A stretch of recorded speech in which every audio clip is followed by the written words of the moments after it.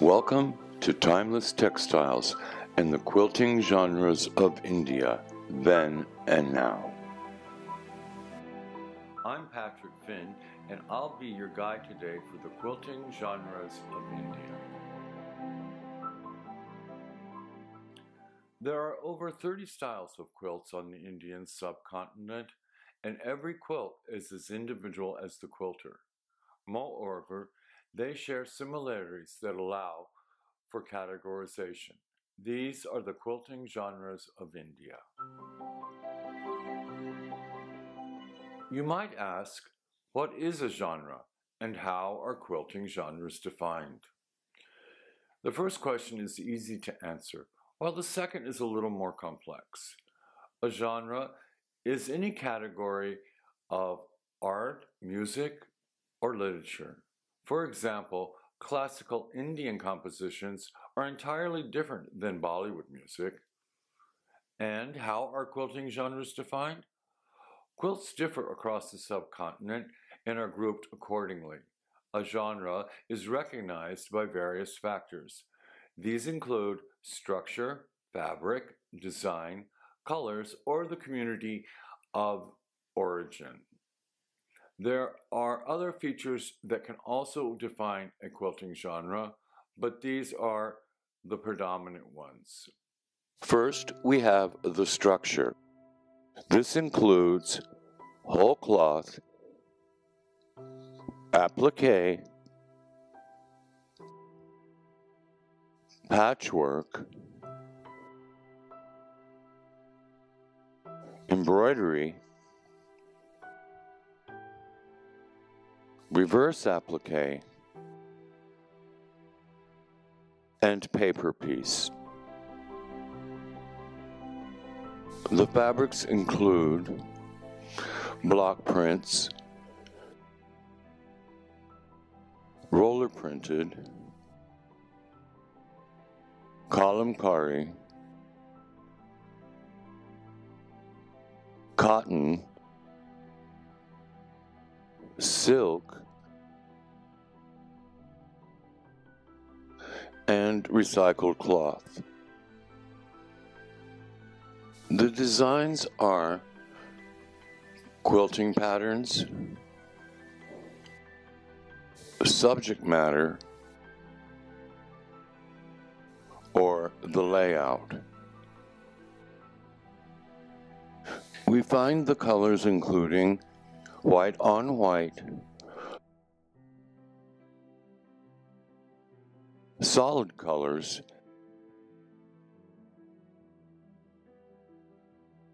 and a mixed palette. The community of origin or ethnic groups define a traditional quilt style handed down through generations. Some of them include the Lambani from Bijapur, Karnataka, the Kabela from Bundi, Rajasthan, the community of Gangavati, Karnataka, and in West Bengal, Behrampur. Frequently, more than one of these features establishes a unique genre or style. Some genres have subcategories, such as the Bengali Kanta, or are created in multiple locations, like the Qatari in both Uttar Pradesh and Madhya Pradesh. As we look at the various genres, it is important to remember on the subcontinent, one style of quilt can go by many names, and many different quilts can go by one name. However, the research shows that some of the frequently used names for quilts are Gudri, Razai, Kanta, Raleigh, and Sujni. This lesson today will introduce you to the quilting genres found in India and those of her neighbors. You will learn about the fabrics, both historic and contemporary, about a few of the quilting communities, and some of the symbolism seen in certain genres. But first, we'll look at the utility quilt before we jump on to the broader categories, which can be very confusing due to multiple names, divergent styles, and various locations. Then we will view the quilts that are clearly recognizable both by name and style. We hope today this lesson inspires you and adds to your knowledge of the quilts of India.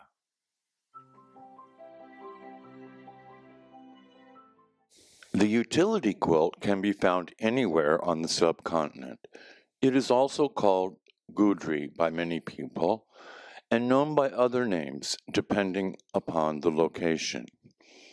Utility quilts are constructed with old saris or threadbare dhotis layered to the desired thickness, then quilted with a long running stitch. A woman can produce a gudri in about 2 to 3 hours with the help of a friend. It is not surprising utility quilts are so plentiful owing to the millions of saris manufactured in South Asia every year. The sari material for the utility quilt is as varied as the saris they come from: cotton, silk, synthetics to mention a few. After removing any damaged sections, the quilters sew the sari pieces together to achieve the desired size. Most utility quilts are considered flat quilts without batting. However, a few use either distressed clothing or cotton to fill the inside. No borders are added, and a running stitch continues along the edge, or a knife edge closure finishes the sides. It is from these humble beginnings other, more complex quilt genres emerged over time.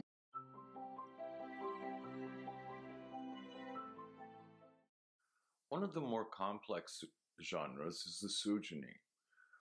The sujani is complex for a number of different reasons because the name identifies a few different quilting styles. Its origins are uncertain, and as the word is also spelled differently, different meanings apply. The sujani from Bihar discussed here can also be found in Chhattisgarh, Jharkhand, and Uttar Pradesh.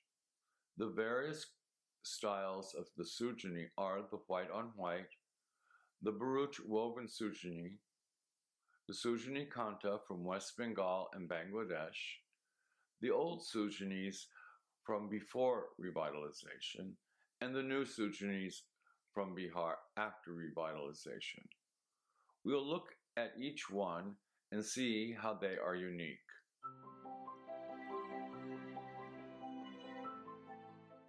The white on white sujani quilts illustrate the widespread use of geometry and artistic quilting to achieve intricate patterns. The quilted flower and fish scale motifs, with the laharia's recurrent use, display the frequent presence of nature. Without clear origins, the elegant sujani was first made in the early 18th century, if not earlier. The simple materials belie the complex sewing skills required for construction. Created across the subcontinent for royalty and the upper classes, these quilted masterworks were not only beautiful, but also practical. They fulfilled various functions, from bed quilts to floor covering.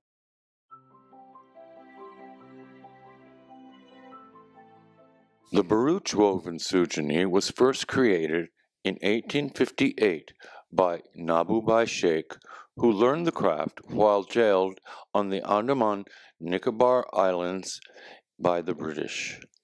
Like the lashing fee from northeast India, the Baruch sujani is a loom woven quilt and constructed with silk, cotton, or rayon. The double weave is stuffed with cotton at weft intervals in small pockets that vary depending on the quilt's pattern. It has been debated whether the Bharut Sujani is actually a quilt.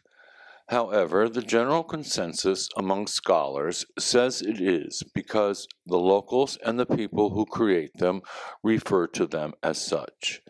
And, along with the lashing fee, both are used as a bed cover to keep warm. Sujani Kanta from West Bengal and Bangladesh. Stella Kamraj described the individuality of a Kanta by saying, "There are as many differences as there are different women who embroidered the patched cloths. These differences are equal to the many possibilities of one tradition and one craft under conditions of the rural life of Bengal, which have not changed even outwardly. In each community across Bangladesh and West Bengal, women preserve the age-old tradition of stitching kantas for many purposes. The kanta stands as a testament to the socio-cultural preservation of the Bangla heritage." As Praveen Ahmed so aptly states, the kanta art is an outcome of the collective knowledge and shared technology. Yet for all the diversity, the underlying principle is one of cosmic manifestation. Specifically, the Sujani Kanta is usually a narrative kanta used on special occasions or for religious ceremonies. We will further investigate the types of kantas later on. The original Sujanis borrowed extensively from the ritualistic floor diagrams called alpana. Stella Kamraj, the first art historian to document the kanta, describes a subject matter that also applies to older Sujanis. Thematically, the art is an enriched textile version of the art of alpana, the ritualistic floor paintings. Its magical purpose is enhanced by the textile symbolism of the material and the way it is used. The traditional Sujani reflects imagery seen on the paper Kobar paintings of Madhubani. They include the sun, rice stem, owl, ladder, marriages, Lakshmi, fish, and betel nut, to name a few. The craft activist V.G. Srinivasan arrived in Bihar in 1988 to launch her Sujani revival. The Sujani symbolism, motifs, and character changed dramatically after she appeared. Not wishing the women artists to become another laboring pair of hands, V.G. encouraged the women to express their stories, and they did. Recounting their narratives on quilts empowered the women, even though some stories were dramatic portrayals of the unfortunate status of women in Bihar. These intense quilts were not economically viable. However, the women learned to balance the harsh subject matter with more marketable quilts. This served two objectives: personally enabling and income generating.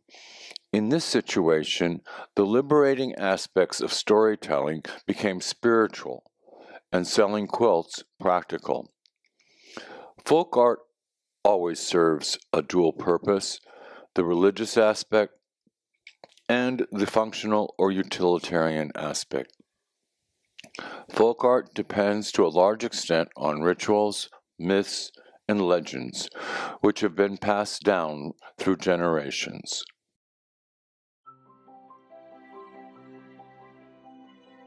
Next, we'll look at the Raleigh.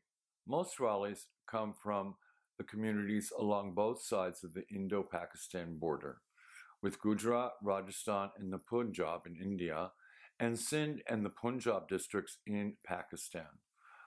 Like the Sujani, the Raleigh is complex because the name identifies different quilting styles. Some Gujaratis call the Darki, while the Rajasthanis might call it the Gujri. The major categories are applique, and reverse applique, chikanwari, pieced and patchwork, the samirali, and the tutkwari.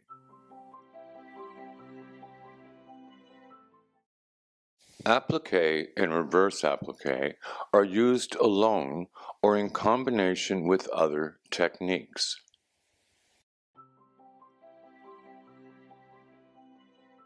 In Hindi, chutki means a pinch. Chutkanwari ralis are made of geometric shapes that are patched together to form an overall pattern. The blocks on the front side of a patched or piecework raleigh include applique and reverse applique, are first assembled, followed by the inside layers of worn cloth spread over the backing. The reverse side is either a single spread or pieced with large rectangles, often of well-used shawls of ajrak or bandhani. Pieced ralis without applique are constructed with blocks consisting of variations on the square and the triangle. The nomadic Sami people of the Tar Parker Desert embroidered their ralis with multicolored floss in elaborate concentric rectangles on a black or solid color ground. Tuk in Hindi means to nip or piece. The tukwari rali is made by sewing together small pieces of multicolored cloth to create different designs. The patterns are usually bold and geometric, giving a simple but stunning effect. Women who live in the Rajpur Mohalla community of Kaipur city in Pakistan make this rali. Tukwari are typically embellished with embroidered motifs, mirrors, tassels, cowrie shells, beads, and sequins. Also, ralis can include ajrak, which we will look at in a few minutes. Now we will review the quilts that are easily recognizable by name and style. These include the Indo-Portuguese cultures, the kanduri, the kanta, the godadis, manes, and capiales, conta and ganta, the ledra, Manchester, Palampur, planta, and specialty fabric that is made specifically for quilts. The Indo-Portuguese cultures. Between 1550 and 1650, the Indo-Portuguese cultures, or quilts, mark a period in history where the textiles of India reached new heights. These amazing quilts demonstrate how a community becomes influenced. Once patronage and fashion vanish, the quilt ceases to exist in the current milieu, regardless of how exceptional. These quilts made around Satgaon and Hooghly, West Bengal, for export to Europe, contained hybrid imagery, biblical narratives, Hindu gods, hunting scenes, Portuguese soldiers, and episodes from the daily life of Bengali. Ostensibly, the Portuguese encountered the domestic embroidered kanta. Since they had no household furnishings, they enlisted the local people to revise the kanta to meet their needs. The portable colchas served as tables, seating, and hangings for privacy. The Europeans also recognized the income potential for these embroidered quilts back home. There is no documentation on how the humble yet beautiful cotton kanta went from recycled saris and dhotis to the extravagant tussar silk and linen quilted tapestries. Now they are recognized as the earliest surviving quilts from India, only made locally during a 100-year period.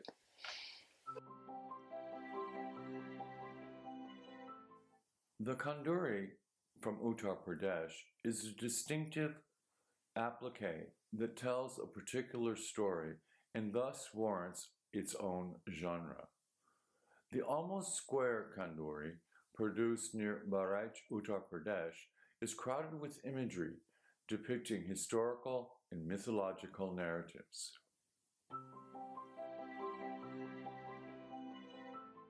The vignettes revolve around scenes from Saint Salar Masood's life, a nephew of Mahmud of Ghazni. Masood was slain in battle on Krishna Janmashtami in 1033, just days before his wedding. Worshippers offer this textile at Masood's tomb on the anniversary day of his death. According to Platt's dictionary, the word kanduri has a dual meaning, and both definitions are relevant. It is the textile upon which the offerings are presented, together with the sanctified food placed upon it. Therefore, many older kanduris are stained. Because Hindus and Muslims revere the saint, the stylized images portray stories from both religions. The visual narratives include the wedding procession of Masood, his beheading, and the armies at war. Alongside are vignettes of Shravan Kumar carrying his elder parents on pilgrimage, and the crowned Narasimha destroying the demon Hiranyaksha. Although the textile illustrations may vary on particular kanduris, each originate from a limited repertoire. Regardless of the maker, the kanduri's layout remains the same. Additionally, the color story displays somber tones taken from the quilter's available materials. The Kanta from West Bengal and Bangladesh. There are 5 classes of Kanta quilts, which include utility, narrative, floral, geometric, and geofloral. Each class can be further identified through the graphic interpretations of its design elements. Primarily visual information is used to delineate these characteristics. Construction methods and presumed use are peripherally considered, while other factors, namely the origins, location, and religion, will not be addressed. All kantas are functional, created for a variety of household and ceremonial purposes. Nevertheless, a utility kanta is a plain, unadorned quilt similar to the other utility quilts made throughout India. They are simply quilted without embroidered designs. Bengalis know them as kantas. However, in other regions, the same quilt is called Kodi in Karnataka, Gudri in Rajasthan, and the Darki in Gujarat. The graphic content of the narrative kanta exhibits the use of diverse imagery, motifs, and devices that chronicle the lives of the women who stitch them. This includes the portrayal of people and deities, utilitarian implements and household items, and a vast array of recognizable components emerging from every corner of life. As the name implies, floral kantas primarily display flowers and leaves in either repeat as scrollwork or in groupings, bundled as bouquets, or emanating from vases. An appreciable number of kantas in this class display 1 to 4 animals, usually comparatively small in size, but the vast majority of the embroidery work in this class focuses on the floral displays. These kantas do not attempt to tell a story. The geometric kantas are characterized by decorations of lines and shapes generally used in repeat patterning. Diamonds, squares, and grids dominate this class of kanta.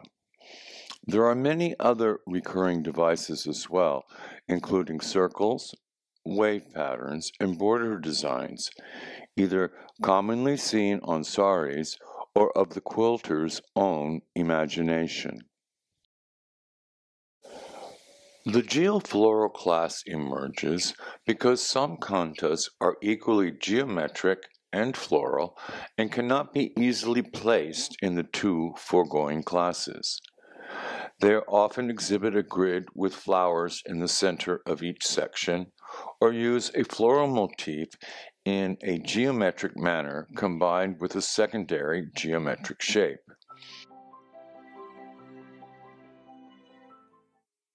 Now we travel to Goa, where we have godades, manes, and capiales. These are all words in the native Konkani language. The godadi is a derivative of gudri. The manes refers to a small quilt, usually made for children, and the capiale is a square block, often having a large singular designs. All three are designed for functionality.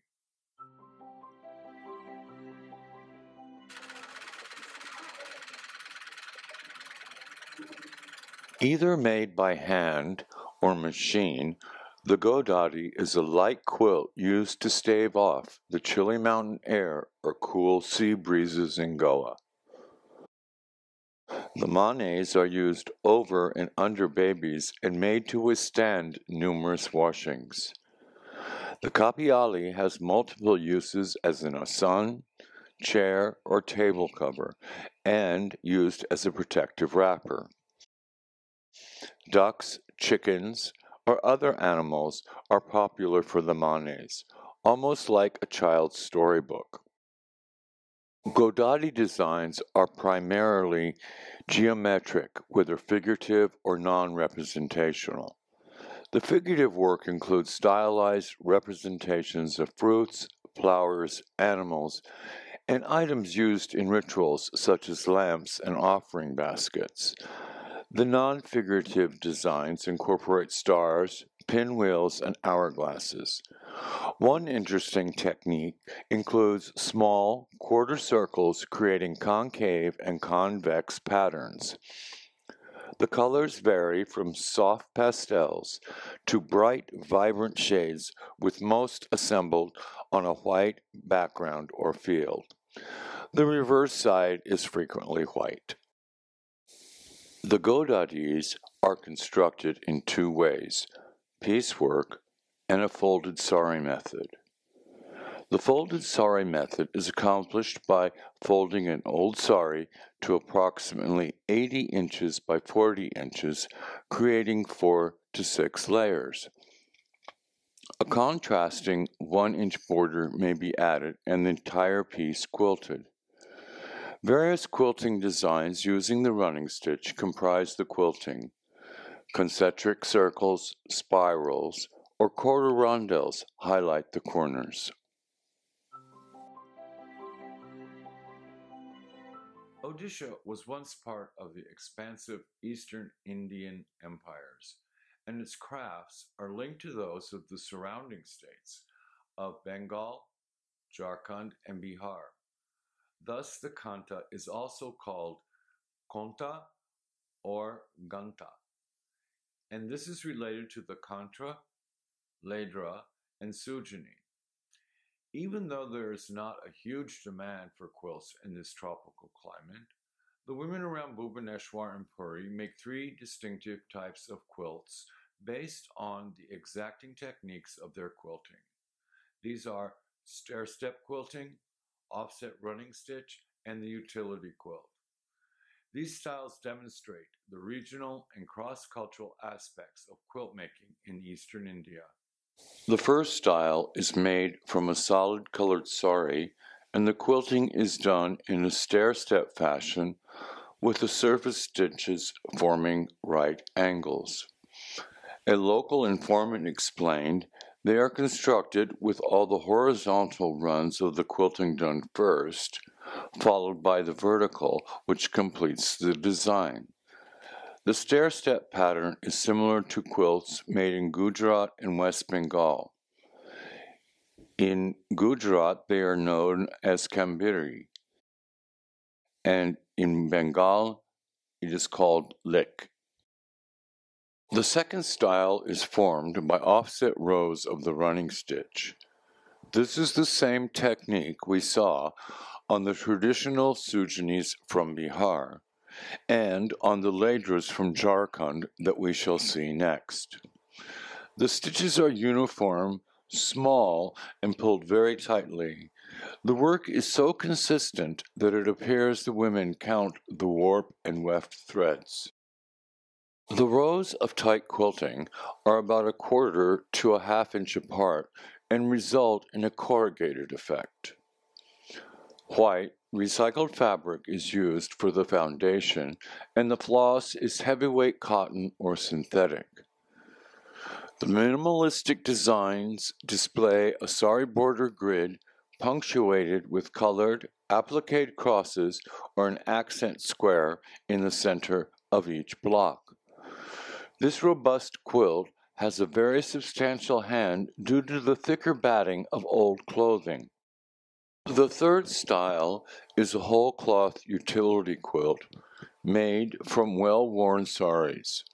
The sari is folded and the edges are folded under and then sewn with the running stitch by hand or machine.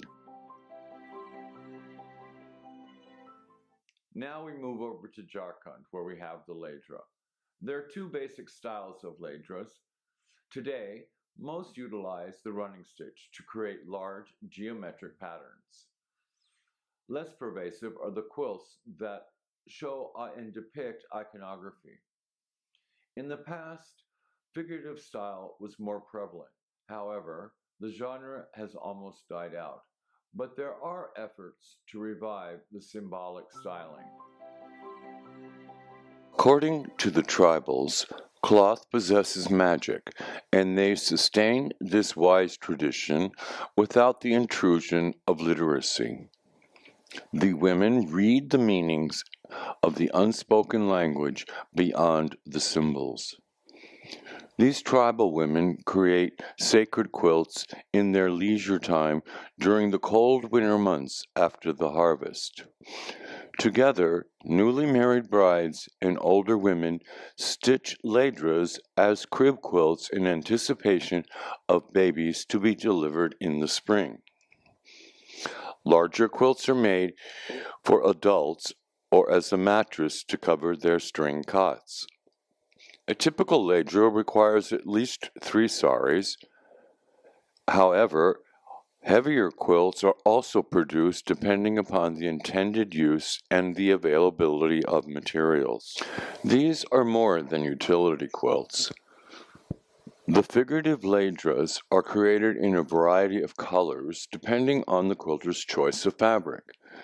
The combination of multicolored thread and fabric produces variegated hues across the quilt's surface.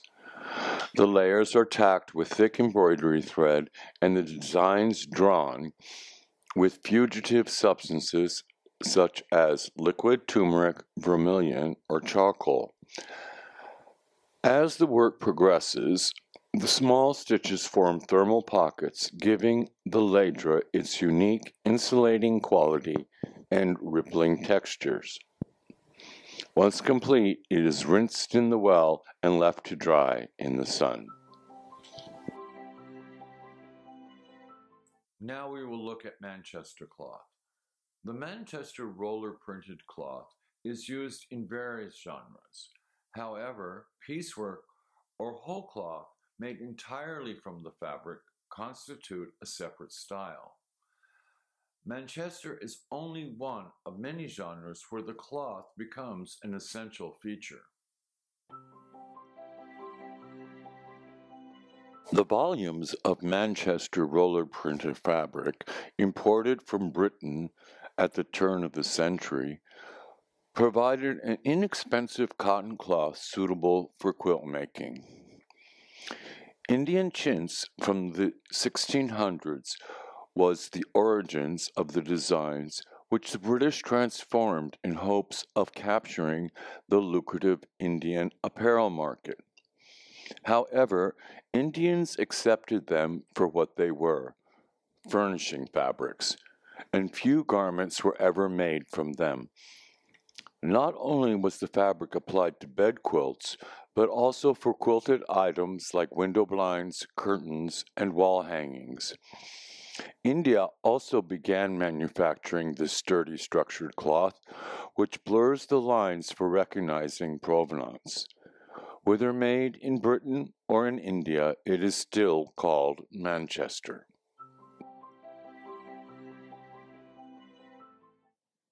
We will now look at the Palampur, created along the Coromandel coast and in parts of Gujarat.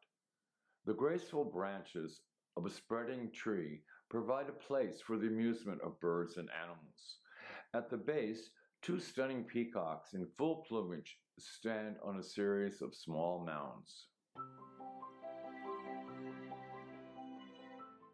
This hybrid quilt design captured the imagination of upper-class Europeans beginning in the 17th century and continued well into the 18th century. Romance, exotica, and intrigue were brought west by swashbucklers on cargo ships carrying brightly colored quilts called palampurs. The Tree of Life motif on many quilted palampurs was truly a cross-cultural design phenomena of the then known world. During the 17th and 18th century, chintz for European export was being produced in the current states of Madhya Pradesh, Andhra Pradesh, and Gujarat. Specifically, quilted palampurs made from chintz were crafted in Burhanpur about 1600, when the Mughal Emperor Akbar annexed the city. The cities such as Masulipatam and Srikalahasti on the Coromandel coast region and the Golconda near the present city of Hyderabad are famous for kalamkari and chintz.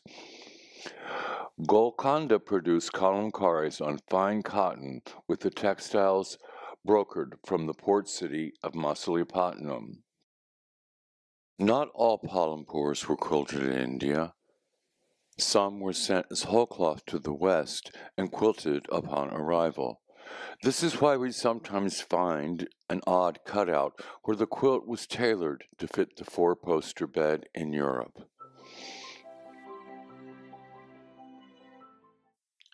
In Manipur, we have the ponta. The white ponta is a wedding quilt and is hand-quilted with symbols derived from the traditional Meitei beliefs. Local Imphal women explained that a wedding would not occur unless this unique quilt was presented by the bride. Occasionally, special order pontas are rendered in other colors, however, never used as marriage gifts. Another qualifying feature defining the genre is the traditional Meitei imagery. The auspicious and abstracted symbols incorporate the path of the bee or the trail of a squirrel climbing a tree. More common are the sun, moon, and lotus. As previously mentioned, a combination of features helps define a genre.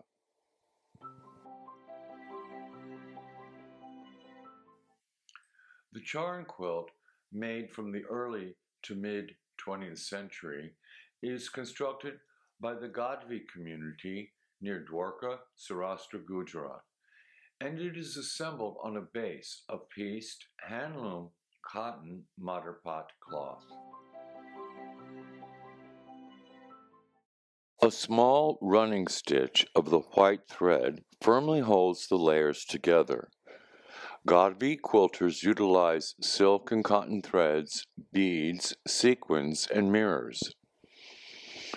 One feature incorporates cotton Manchester roller print and chintz rectangles appliqued on the central field.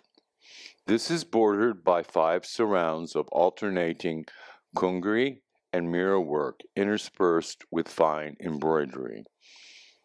Although other quilters use similar embroidery techniques, the charn quilts are notable due to their intricacy and diminutive stitch size. This detailing, combined with the distinctive layout, creates a jewel-like appearance and classifies the charn quilt as a unique genre. Specialty fabrics for quilt making. Thin, woven cloth like silk or cotton become remarkable in the hands of master weavers, master dyers, and printmakers. The broad categories apply to woven textiles that are dyed, printed, painted, or using the tie and dye technique. Our focus here is on specialty fabrics, processed specifically for quilt making, either dyed or woven. These methods usually result in a whole cloth quilt or with two pieces of fabric that are joined together.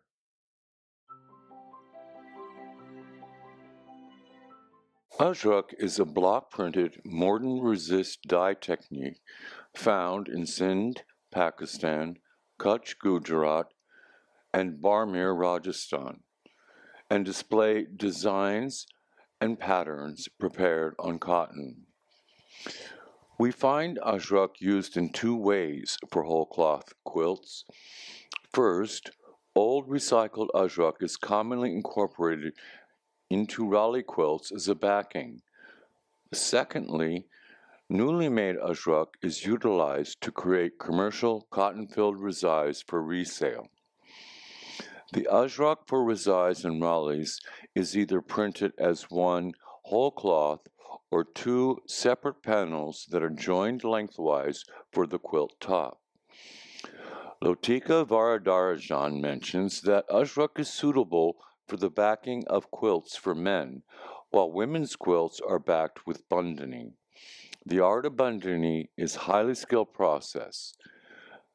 The technique involves dyeing a fabric which is tied tightly with threads at various points and thus producing a variety of patterns.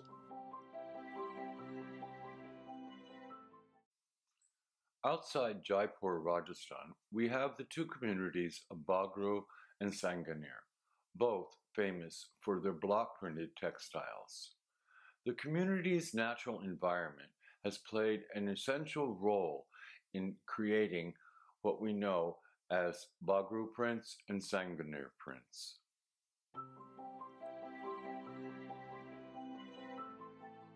Two of the most common printing styles in Rajasthan are the Bagru and Sanganer prints, and the local regions lend their own unique touch to each style. Both chemical and vegetable dyes are used by the local Rajasthani artists to create beautiful prints. The Sanganer block print textiles gained popularity between the 16th and the 17th century, with the East India Company exporting them in large quantities to Europe. Sanganer block prints are primarily done on a white or pure white background with the use of wooden blocks or screen prints. The vibrant floral patterns and geometric designs on the fabric are the hallmark of this style. One notable characteristic of the Sanganer prints is their intricate detailing. One can admire the finesse in the designs of the delicate flower curves and petals. The borders of the fabric also showcase a variety of floral patterns and stylish designs. In the Bagru community, printing is practiced by the Chippas with traditional printing techniques using natural colors. Bagru printing is generally done on a blue or indigo background. However, this region is popular for two kinds of prints, Dabru prints and Siyali Bagru prints. The Siyali Bagru printed fabrics are known for their characteristic black and yellow ochre color combinations. Dabru prints, on the other hand, are created using special resist technique. The patterns and motifs in traditional Bagru prints are geometric and combine bird, animal, and floral forms to create beautiful designs. Another place famous for block printing is found in Madhya Pradesh. The graphic impact of a block print is due to the dramatic use of red and black. Although this style originates with the Bhil and Bilala cultures residing in Madhya Pradesh, the printers of bog prints are the Khatris who migrated from Rajasthan during the Mughal incursions. They remained to take advantage of the high copper content in the Baghnini River. Even though quilts are made from bog prints, more often we find duvet and quilt covers. The Jaipuri Razai. The famous Jaipuri Razai provides an example of a quilt made in various weights for regional distribution and international export.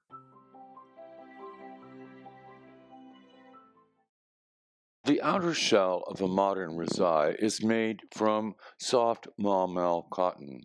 However, in the past, heavier cloth was used. The razai is cool in summer, warm in winter. The fabric is printed in Jaipur or the surrounding area with a block print or screen print technique. The outer shell of the razai is made first and then laid on the floor inside out. The makers then proceed to shower cotton on the cloth.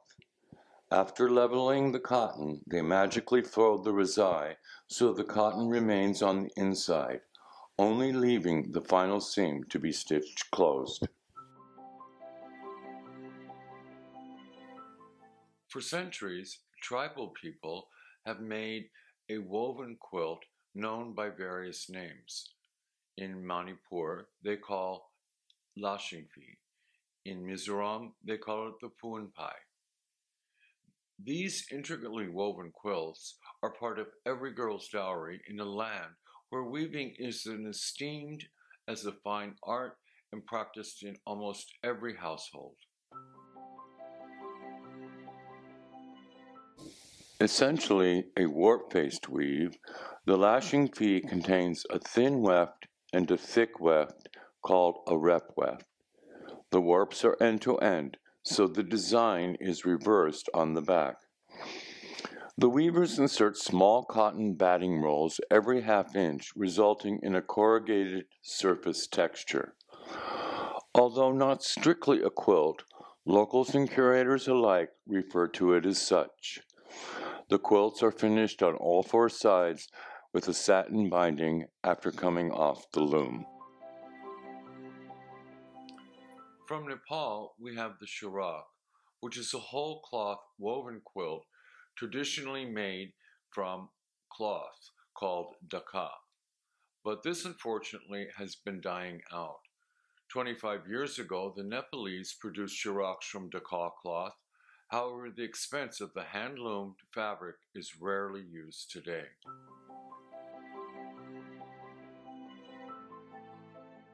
The hand-woven dhaka cloth originated in Bangladesh, as the name implies. The Nepalese people adopted the cloth as part of their national dress. They employ the fabric to construct the famous dhaka topi, or hat, which at one time was mandatory for a man's official photographs. Women use the cloth for tops as well as shawls and other clothing. Dhaka cloth is hand-woven on wood and bamboo treadle mills in the Kathmandu Valley, Pokhara, and Palpa in the eastern Nepali hills. The cotton material comes in many colors and unlimited patterns. Every shed change produces a distinctive weave. Inlay pattern weaving is time-consuming, and a master weaver working 12 to 16 hours a day can only produce 4 to 5 meters a month. On a jacquard loom, one weaver can create up to 2 meters of fabric in a day, contingent upon the design. Today, cloth is dyed for quilts utilizing the Japanese shibori technique. The Living Blue Cooperative in Bangladesh produces a whole cloth mulberry silk keta on which master quilters stitch compact contemporary designs on an indigo-dyed shibori cloth from Rajshahi.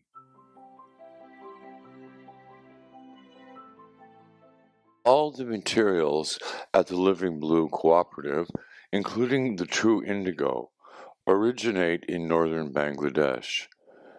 The notable features of these quilts is the variety of contra stitches that enhance the blue and white tinted patterns.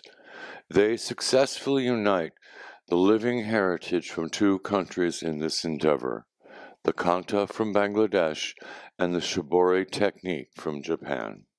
Thank you for watching.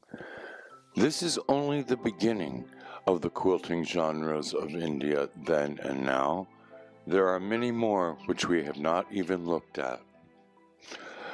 I would like to acknowledge the following people and organizations who help make this possible.